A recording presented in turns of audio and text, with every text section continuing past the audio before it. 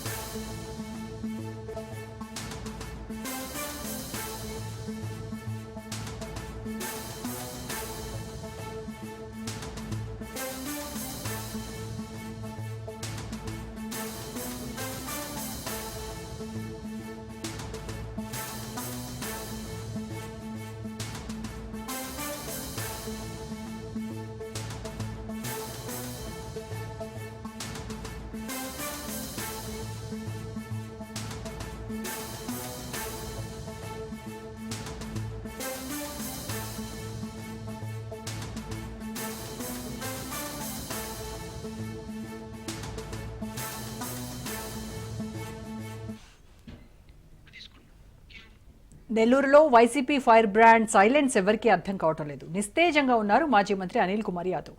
మంత్రిగా 2 సార్లు ఎమ్మెల్యేగా పనిచేసిన ఆయన ఒక్కసారిగా మౌనం వహిస్తున్నారు.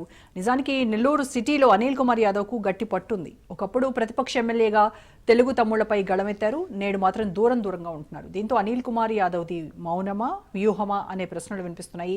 తనకంటూ నియోజకవర్గం లేకపోవడంతోనే ఆయన అలిగినట్టు ప్రచారం జరుగుతోంది. అందుకే జిల్లా క్యాడర్కు అనిల్ దూరంగా ఉన్నారని సన్నిహితులు చెప్తున్నారు. పూర్తి ఇన్ఫర్మేషన్ మా ప్రతినిధి చరిత్ నెల్లూరు నుంచి లైవ్లో అందిస్తారు. చరిత్, ఎందుకు అనిల్ కుమార్ యాదవ్ ఒకసారి మంత్రి 2 సార్లు ఎమ్మెల్యేగా గెలిచి ఒకప్పుడు తొడలు కొట్టి సవాళ్లు విసిరినటువంటి అనిల్ కుమార్ యాదవ్ మౌనం వెనుక అర్థం ఏంటి?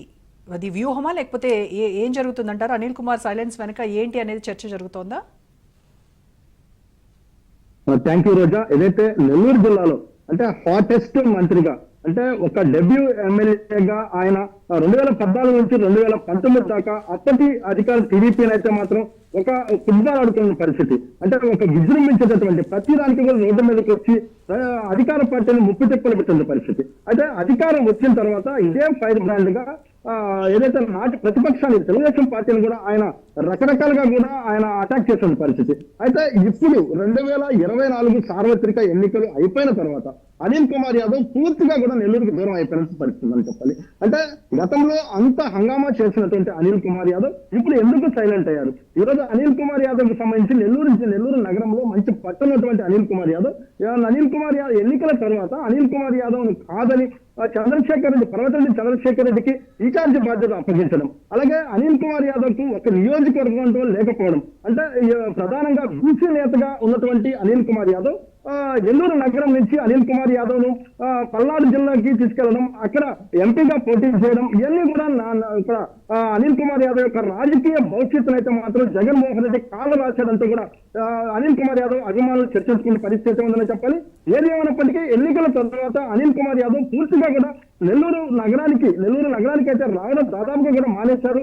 అయితే ఇక్కడ ఈ మధ్య కాలంలో జరుగుతున్నటువంటి కీలకమైన పరిణామాలు ఏదైతే మాజీ మంత్రి కాకాని గోవర్ధన్ రెడ్డిపై అయితే మాత్రం వరుసగా arrest episode, Kakani Govardhan Reddy arrest అవుతారంటూ కూడా ఊహాగానాలు, కాకాని గోవర్ధన్ రెడ్డిని పోలీసులు సర్చ్ నోటీసులు, ఇలా రకరకాలైనటువంటి పరిణామాల నేపథ్యంలో దాదాపు జిల్లాలో ఉన్నటువంటి అన్ని నియోజకవర్గాలకు సంబంధించినటువంటి నియోజకవర్గ ఇన్ఛార్జీలు, కీలక నేతలు, ఎమ్మెల్సీలు, ఎంపీ తిరుపతి ఎంపీ సహా నెల్లూరు జిల్లా పార్టీ కార్యాలయానికి వచ్చి కాకాని గోవర్ధన్ రెడ్డికి మద్దతుగా మాట్లాడే పరిస్థితి. కానీ అనిల్ కుమార్ యాదవ్ ఇంతవరకు కూడా కాకాని విషయంలో అయితే మాత్రం స్పందించలేదు.